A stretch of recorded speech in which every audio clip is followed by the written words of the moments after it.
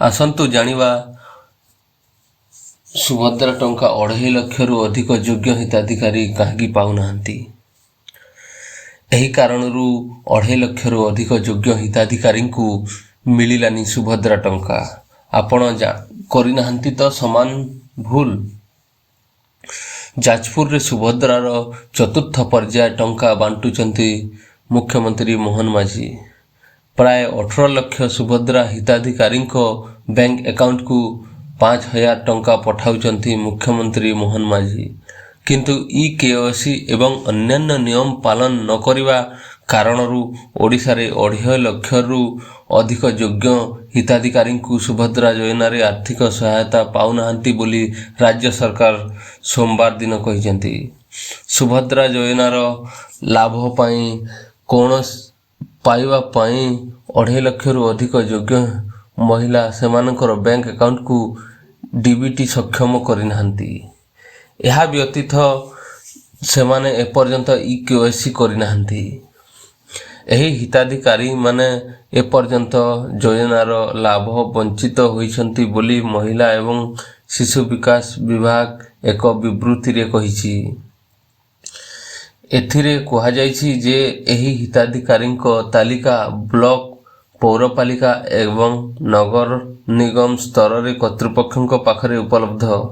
ସମସ୍ତ ଯୋଗ୍ୟ ହିତାଧିକାରୀ ଯେଉଁମାନେ ଏପର୍ଯ୍ୟନ୍ତ ସୁଭଦ୍ରା ଯୋଜନାର ଲାଭ ପାଇନାହାନ୍ତି ସେମାନେ ତାଲିକା ଯାଞ୍ଚ କରିବା ଉଚିତ।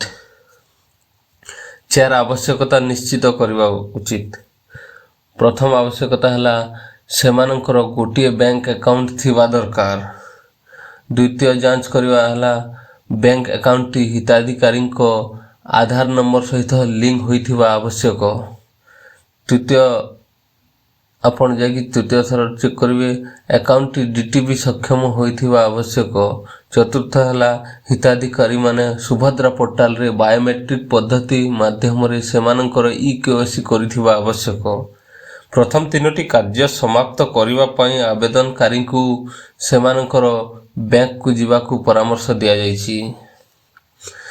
ଯେତେବେଳେ ଚତୁର୍ଥ କାର୍ଯ୍ୟ ଜନସେବା କେନ୍ଦ୍ର କିମ୍ବା ମୋ ସେବା କେନ୍ଦ୍ରରେ କରାଯାଇପାରିବ ବୋଲି WNCD ବିଭାଗ କହିଛି। ଆବେଦନକାରୀମାନେ ଏହି 4ଟି କାର୍ଯ୍ୟ ପୂରଣ କରି ଆବଶ୍ୟକତା ପୂରଣ କରିବା ପରେ ସେମାନେ ମାର୍ଚ୍ଚ 8 ତାରିଖ ପୂର୍ବରୁ ସୁଭଦ୍ରା ଯୋଜନା ପ୍ରଥମ କିସ୍ତି ପାଇବେ ବୋଲି କୁହାଯାଇଛି। ସୂଚନାଯୋଗ୍ୟ, ରାଜ୍ୟ ସରକାର ଏପର୍ଯ୍ୟନ୍ତ ରାଜ୍ୟର 98 ଲକ୍ଷ ଯୋଗ୍ୟ ହିତାଧିକାରୀଙ୍କୁ ସୁଭଦ୍ରା ଯୋଜନାର ପ୍ରଥମ କିସ୍ତି ଭାବରେ ପ୍ରତ୍ୟେକ ମହିଳାଙ୍କୁ 5,000 ଟଙ୍କା ପ୍ରଦାନ କରିଛନ୍ତି। ଦ୍ୱିତୀୟ କିସ୍ତି 8 ମାର୍ଚ୍ଚ ପର୍ଯ୍ୟନ୍ତ ଆନ୍ତର୍ଜାତିକ ମହିଳା ଦିବସ ଅବସରରେ ହିତାଧିକାରୀଙ୍କୁ ପ୍ରଦାନ କରାଯିବାର ଯୋଜନା ରହିଛି।